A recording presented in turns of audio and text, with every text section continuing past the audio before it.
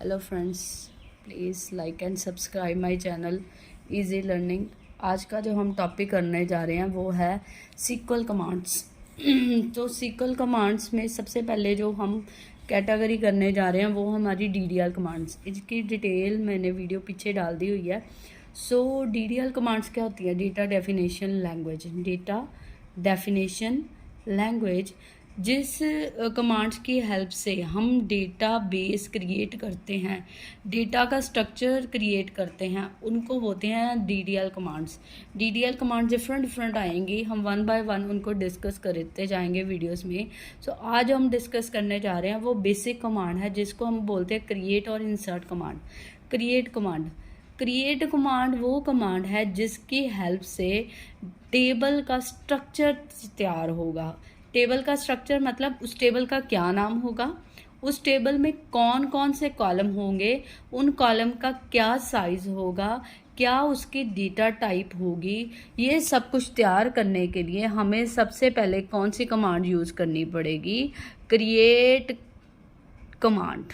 सो create से क्या होगा, हमारे जो टेबल की डेफिनेशन हम दे रहे हैं। सो सबसे पहले क्या कीवर्ड आएगा? क्रिएट। उसके बाद कौन सा वर्ड आएगा? टेबल। ये हमारे फिक्स रहेंगे। क्रिएट टेबल, ये हमारे हमेशा फिक्स रहेंगे। एम्प्लॉय जो नाम मैंने खुद बनाना है, अपने टेबल का क्या नाम रखना है ये आप पे डिपेंड करता है। सो ये जो चीज़ है ये क्या है? चेंजेबल है। सो क्रिएट टेबल एम्प्लॉय, मैंने नाम एम्प्लॉय रख लिया है। उसके बाद क्या आएगी? हमारी ब्रैकेट स्टार्ट करेंगे। ये सिंटैक्स है, सिंटैक्स कह लो, ये एग्जांपल। मैं सिंटैक्स नहीं लिख पाई, मैंने एग्जांपल ही लिख दी सीधा। सो पहला आ गया create table employ, bracket start, client number, ये भी मैं खुद से दूंगी। क्लाइंट नंबर मतलब पहले मैं डिसाइड कर लूँगी कौन कौन से कॉलम चाहिए।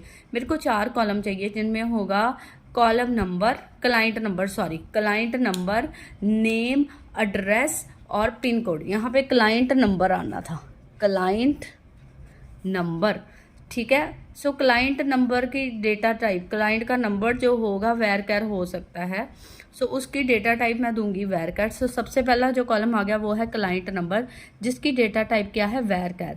सो अल्फा न्यूमेरिक को जब भी वैल्यू सेव करनी है तो उसके लिए हम कौन सी डेटा टाइप यूज़ करेंगे? वैरकर 2।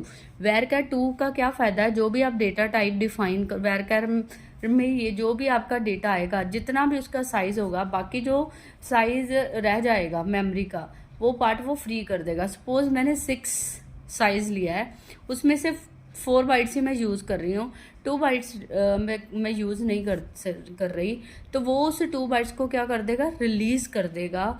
सो पहली बात, अगर तो अल्फ़ा न्यूमेरिक वैल्यू सेव करनी है तो मैं उसके लिए कौन सी डेटा टाइप ले सकती हूँ? वैरकर 2।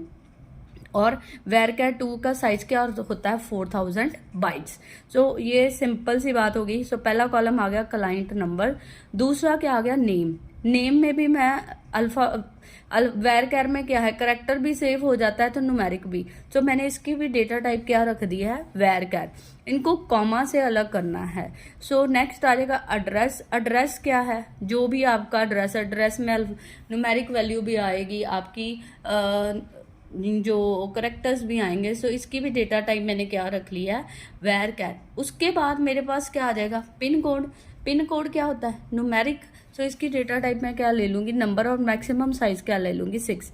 साइज देने का मतलब यही है कि इसमें मैक्सिमम जो करेक्टर आएंगे वो 6 ही आएंगे, 6 से ज़्यादा नहीं आएंगे। उसके बाद ये जो ब्रैकेट ओपन की थी वही ब्रैकेट को मैंने यहाँ पे क्या कर दिया? क्लोज कर दिया।